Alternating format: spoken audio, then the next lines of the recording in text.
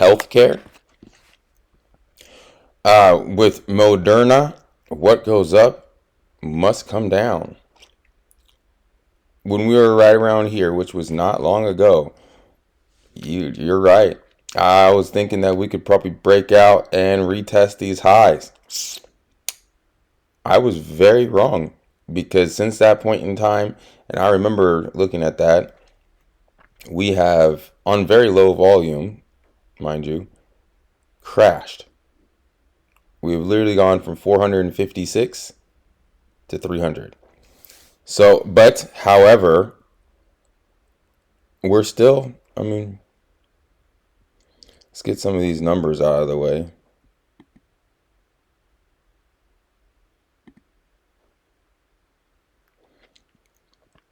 All right, from this move, which, in a sense, we kind of hit that target, right? We went above it, but then, broke the upper range target. Very next day, we break below it. And that's been basically where we hit again, right here. Hit it and got destroyed. And look where we're coming down to. It looks like we're coming right to the 50, right? So, as bad as a nasty drop as that looks, we're actually getting close to the 50% of the target range. Does that make sense? So here's the 50, here's the 100, here's our first target, second target. We got rejected at second target. Let's not think of any of this, all right? We got rejected at second target, and now we're coming all the way back down to 50. So we've wiped basically everybody out since July. So just be easy, be careful. I'm not saying that this is the end of the downward trajectory. However, if we maintain this 50, then it is bullish. If you were aggressive, buy here, maybe for at least a pop up to 363. However, just be very careful, because this can overnight just kill you. Like if you look at this drop, 377 to, that's basically 50 points in one day. And if you gap down this much, are you really going to be able to hold it? Or are you really going to be able to have the discipline to let go? Or are you going to hold on and pray and wish and be like, no, it's going to be okay. It's going to be okay. And then it just drops 60 more points on you. So just be very careful. Pfizer. Was looking good in August and has just said goodbye.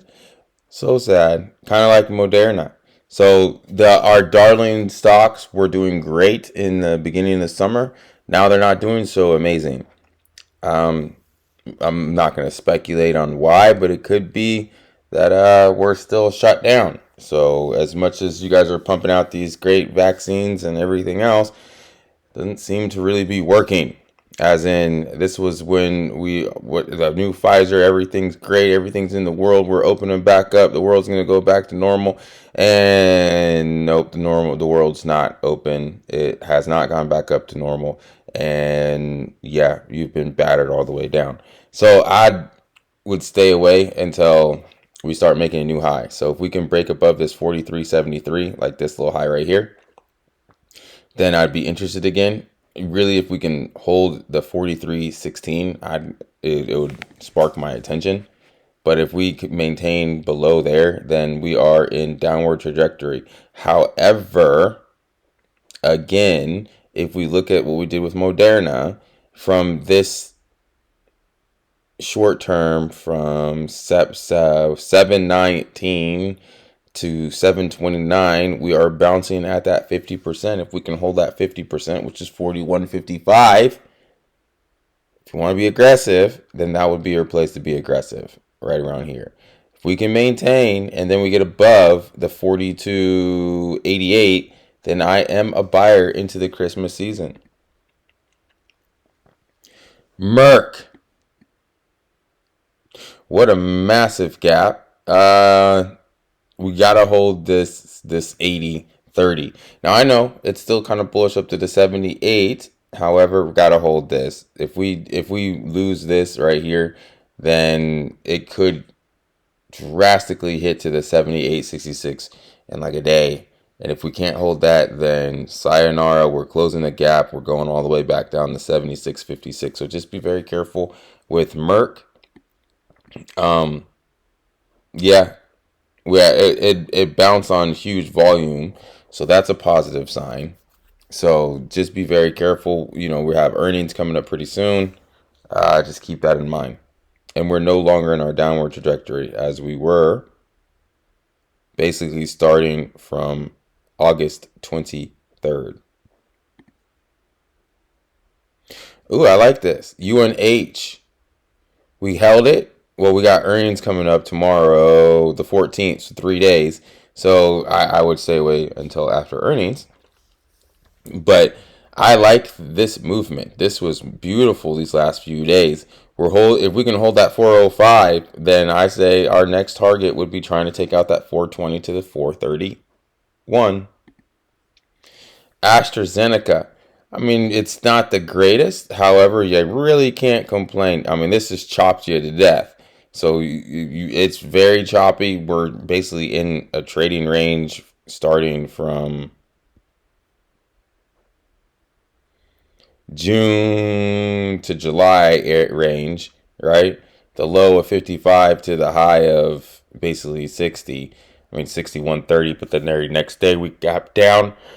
And 3 days later, we're 4 points below. So just be very careful with AstraZeneca. Very careful. This could gap up to 62 tomorrow or Monday, since today's Monday, and then Tuesday be down to 59. So just be very careful. Watch it. I'd kind of stay away from it. It's a little too choppy for me.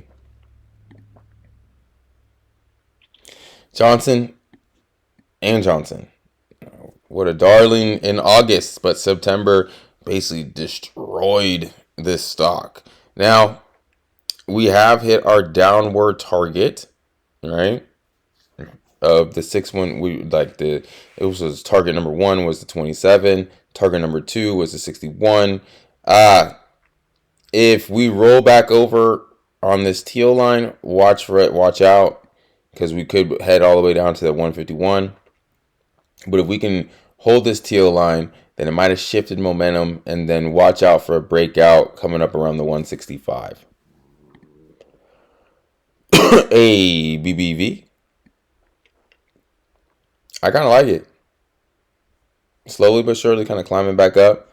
I mean, we're 10 points away from the high, which hit the high and then immediately just got destroyed on huge volume. But little by little, we are coming up. And as long as we can kind of hold this 110, then I am a buyer. Sepultura or Sarepta. Yeah. Look at you. We are about to break out of the 100 on our way. What a world of difference this was in August. We have basically gained 30 points, a little over 30 points since mid-August or mid-July. Yeah. I don't really see anything that's really stopping this. I see, we might have some jiggle wiggles. But we are slowly but surely trending higher. Wow. Bristol Myers. Talk about doing its thing. It broke way below our secondary target, which was down here. I mean, it was holding it. And it gave it up on Friday. It gave it up. We don't even have any secondary targets on that. And on large volume. Look at that. This is nasty. BMY, Bristol Myers Squibb. Wow, and we had just made a high in August. That's crazy. Now, I do want to point this out. Keep an eye. The big volume could mean two things. Could mean that we're going to have some massive more selling, or watch out for it to pop up and off and away. However, let's do this.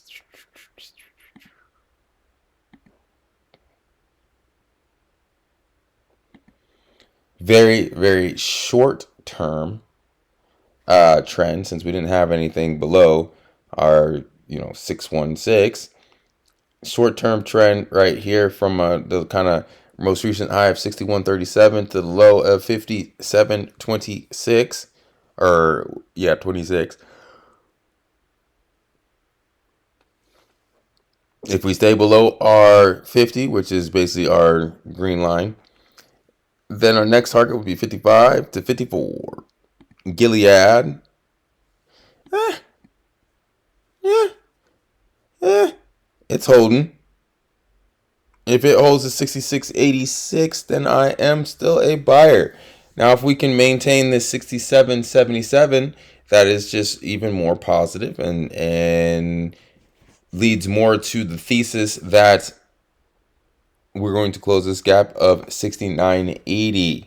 So let's pay attention to that. Key numbers for Gilead this week: 67.77 and 66.85.